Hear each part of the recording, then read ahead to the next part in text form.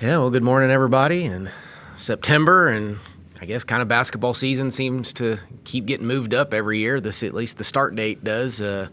I still kind of reflect on the October 15th, right, in the Midnight Madness back in the day, and somehow we've moved up to September 22nd. But that's okay. Football season's in full gear, and the fall sports, which means basketball's not too far away. So, we've had 2 official practices, Monday and Tuesday. We actually take today off and then get back at it for the rest of the week. But, really pleased with the summer, the preseason. We have 11 players right now, which is a little bit of a smaller roster than what I've ever had. But really like the group, think there's some great depth. Excited to continue to kind of work with them just to kind of see where we end up. But we've started to put in the full package of who we are, what we are, how we play, and I've liked the response up to date. So 5 returners, 6 newcomers, and like I said, they've blended. Great kids are getting along off the court. All that seems to be fantastic at the moment. Just have to continue to improve every day. So with that, I'll open it up. So with those newcomers, how do you feel like as you're going to take that stretch and before you get to game 1, do you feel like it's transitioning well, or are there still some things that you need to work on? Well, both. It's transitioned well up to date. We have plenty to work on. Like I said, don't rush us too much. We're only 2 days officially into this with a lot of new kids. A year ago we had the foreign trip and a bunch of practices in the summer to lead up to this time of year, and we haven't had that. But excited about the newcomers. They're going to get plenty of opportunity, obviously, to make a huge impact on the program, and I think they will. What's your biggest takeaway from the summer? Maybe you have 5 returners, 6 newcomers. What's your biggest takeaway? Yeah, mostly the off-the-court stuff, just how quickly can we blend, how quickly do they get to know each other, can we start to build the trust and the family and those types of things. Really easy group from that standpoint so far. They all seem to get along. They're low maintenance, as I like to say, which makes my job a little bit easier. But I think we got the off-the-court stuff figured out, and now we'll just keep working on the on-the-court stuff. Coach, you mentioned the roster size of 11. The give and take on that is it's a lot easier to keep 11 players happy as opposed to 14, 15. The flip side is you got to pray for no injuries, right? I mean, is that kind of the give and take? It is. Yep. No, you pretty much nailed it. That's what it is. If you get 2 hurt, you're down to 9, and you can't play against each other. Now, thankfully, we have a really good practice team this year that allows us, if we do have those, we can always play. So it's not like we get down to 9 and we have to throw a coach in there or something like that. We do have a group of guys that are here every day that can help us. So, it is a give and take. We may get one more eligible. We're still waiting on an NCAA decision on one and a visa on one more. But for now, we're rolling with 11, and that's what we'll go with. Practice team then this year? Yeah. Caden's sitting in here today, so I'll throw him a little bone.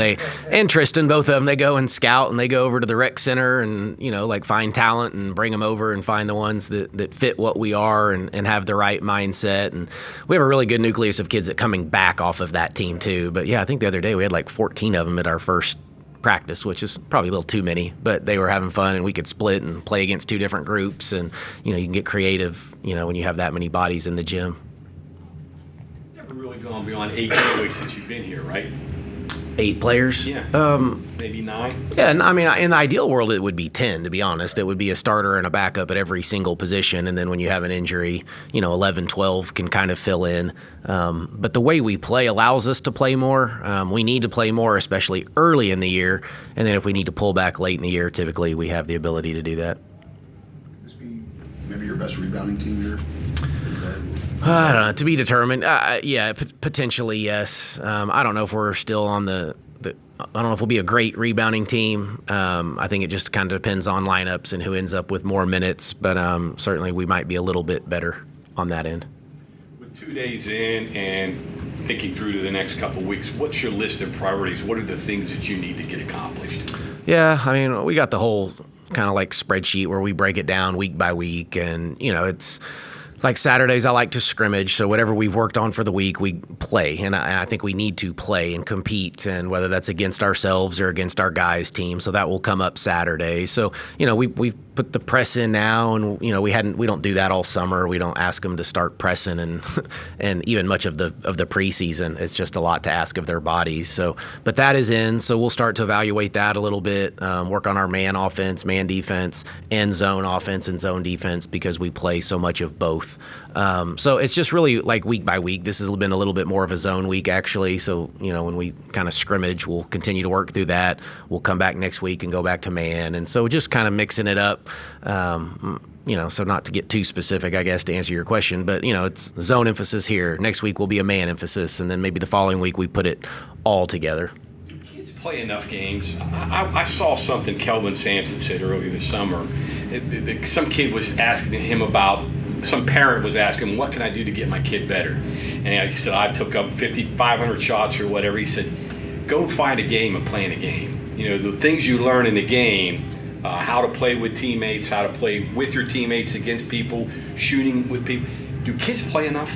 Well, they play too much of organized basketball. I think what he was probably referring to is just, back in our generation, we just went out and played pickup. I don't know if our kids even know how to organize a pickup game if somebody doesn't help them, tell them, what to do and how to get going. Or we went outside and you just played. And, if you lost, like, you might sit for 30 minutes because there was that many people waiting to play. And so I think we've lost some of that along the way. They play, honestly, probably too many games. We practice very little now at the youth levels.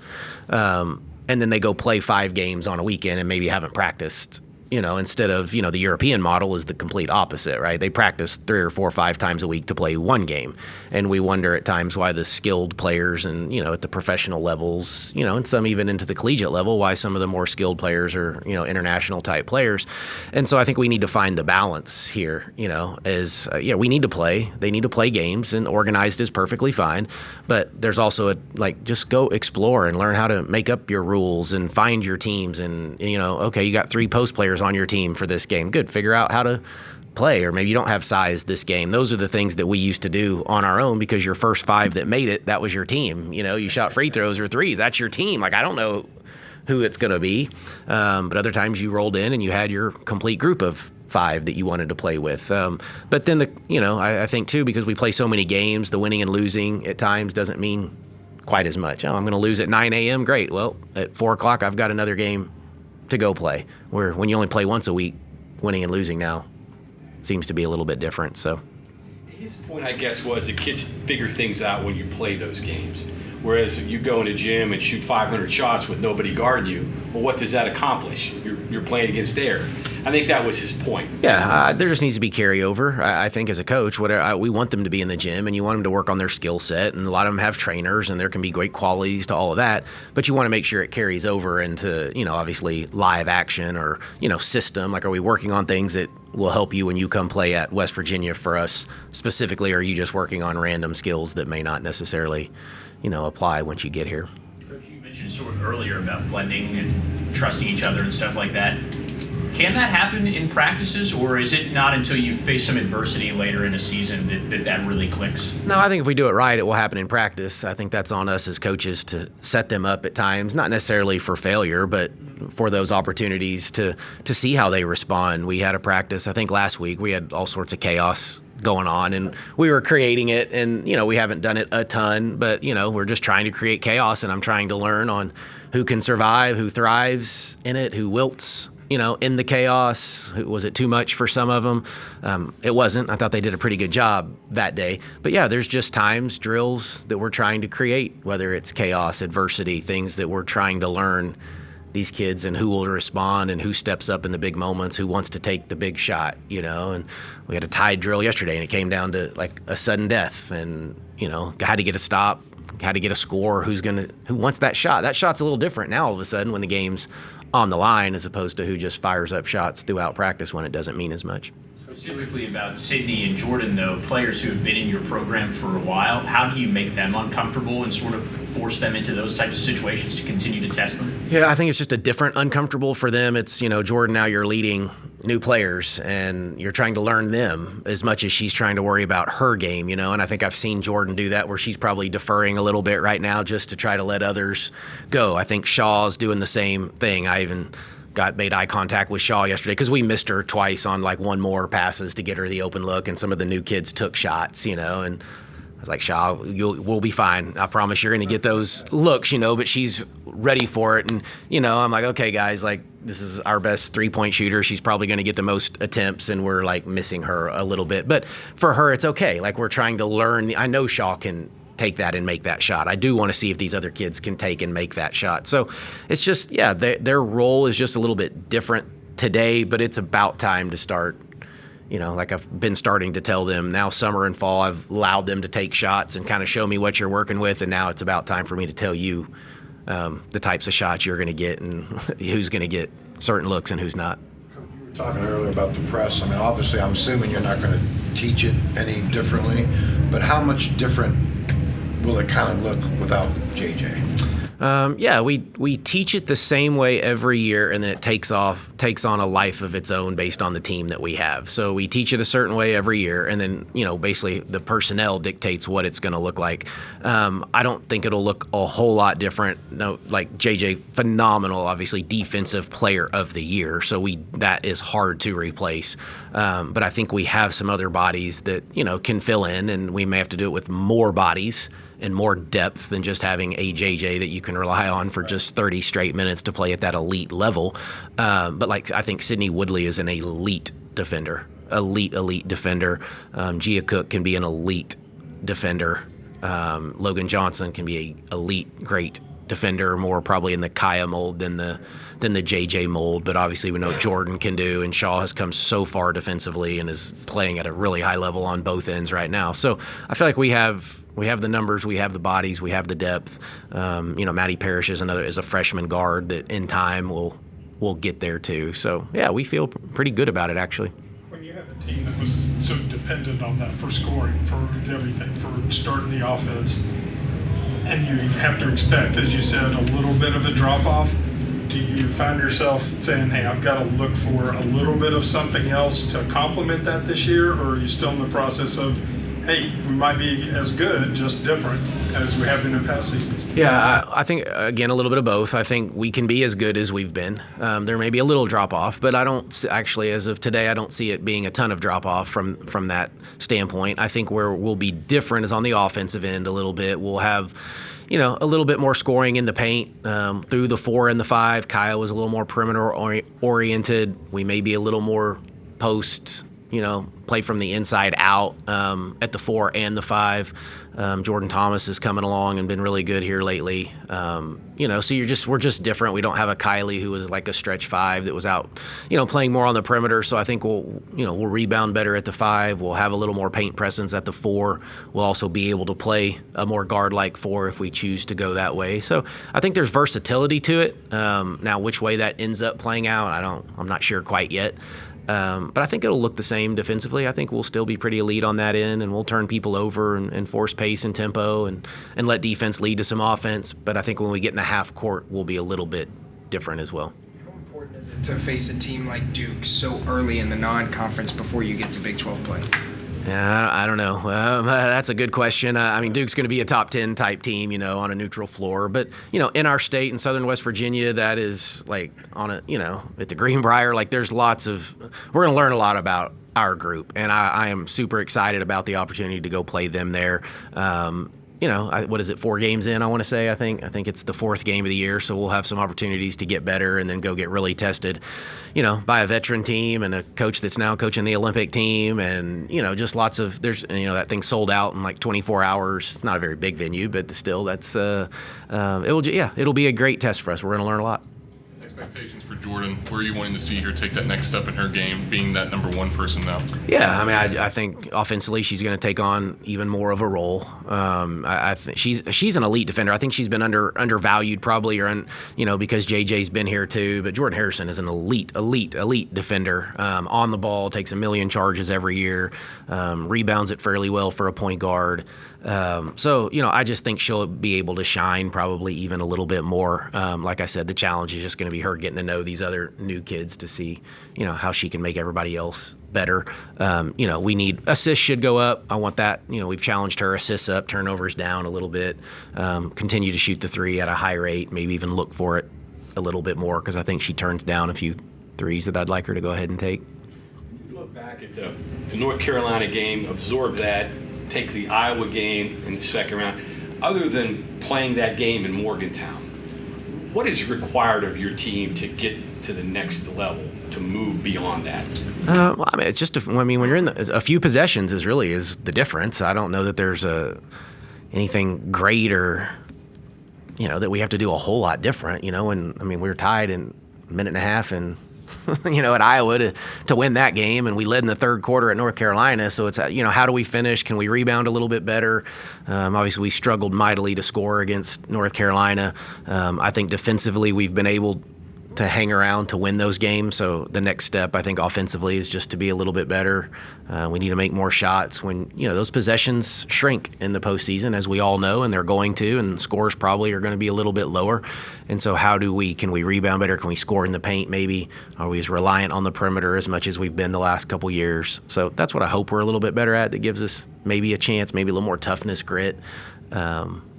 Same thing being on the road in the Big 12. We lost some of those doubleheader road trips, 2 plays. We lost the back end too many times last year. So we were actually talking about that in our staff meeting yesterday. So just always evaluating, always trying to find ways to get better. We don't really look at it as the North Carolina, Iowa. That's the end goal, right. But we got to get there again too. But the schedule is partly to get you that game in Morgantown, right? Well, I guess you got to take care of business. I've said this a little bit. I may have underscheduled, and you never know going in each year. But looking back at it, maybe underscheduled it a little bit a year ago.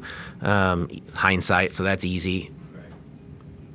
We'll evaluate this one at the end of it. So this is a good one. This is the best schedule we've played for sure. It's certainly beefed up, and I guess we'll evaluate what we get done. Did we underschedule, overschedule potentially, or was it just right? And you just don't know. You could assume that the team's going to be good, but you don't know. May or may not be. Yeah, and that happened a little bit last year where there was a couple on there that we thought, maybe an NCAA tournament team, or a couple of them from the year before that we thought were going to be good tests that just didn't have a great year. You get an injury, things like that just kind of, so you don't know. But you do try to schedule based on the team you think you're going to have, and you can't schedule it based on what others always will or won't do.